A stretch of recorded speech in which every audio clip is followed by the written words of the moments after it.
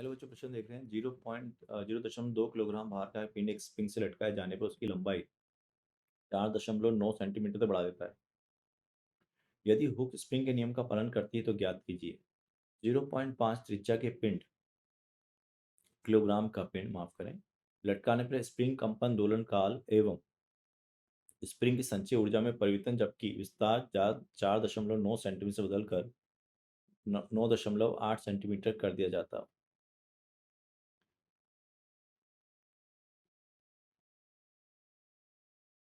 तो बच्चों, अगर आप देखें यहाँ से प्रश्न को समझें तो मुख्य अवधारणा क्या है।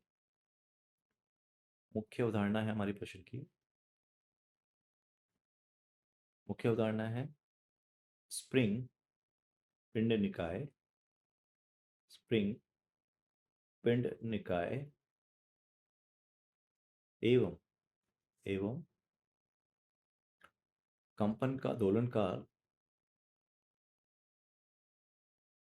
एवं कंपन का दोलन काल एवं संचित ऊर्जा एवं संचयित ऊर्जा।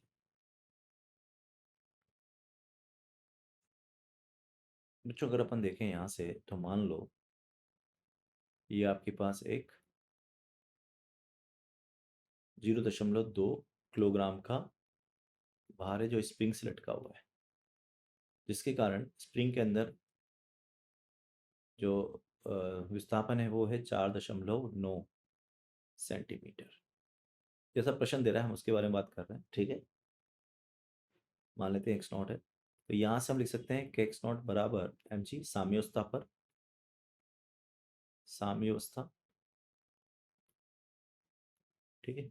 तो ये हो गया के एक्स नॉट बराबर एम जी, तो के का मान कितना हो गया बच्चों, एम जी बटा एक्स नॉट। तो एम कितना है यहाँ पर 0.2, जी कितना है 9.8, और एक्स नॉट का वैल्यू दिया 4.9 सेंटीमीटर यानी 10⁻²मीटर।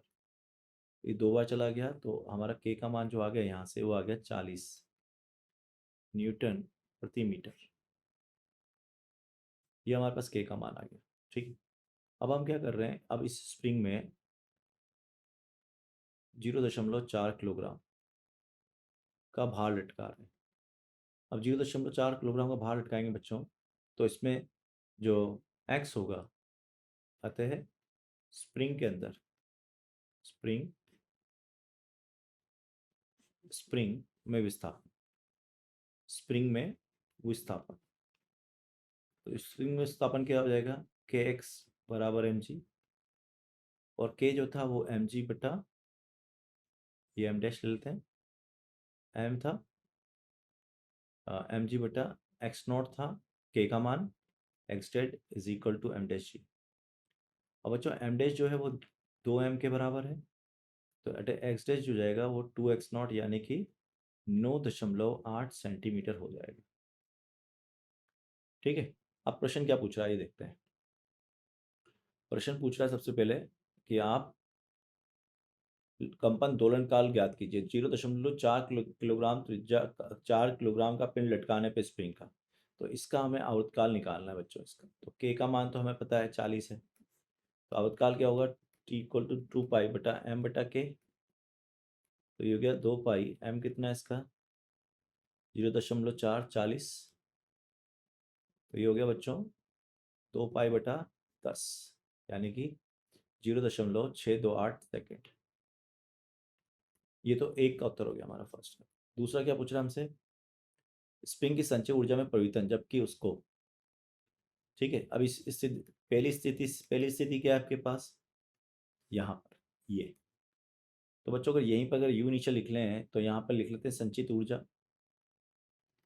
संचयित ऊर्जा क्या होती है बच्चों, 1/2 के एक्स स्क्वायर। ये एक्स क्या है, विस्थापन।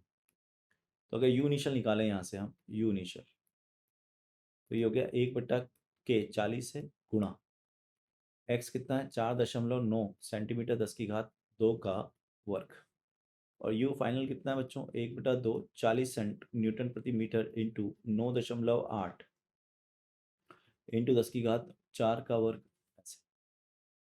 तो 1/2 4.9 बाहर ले लिया मैंने, 40 भी बाहर ले लिया और 10 की घात -4 भी बाहर ले लिया।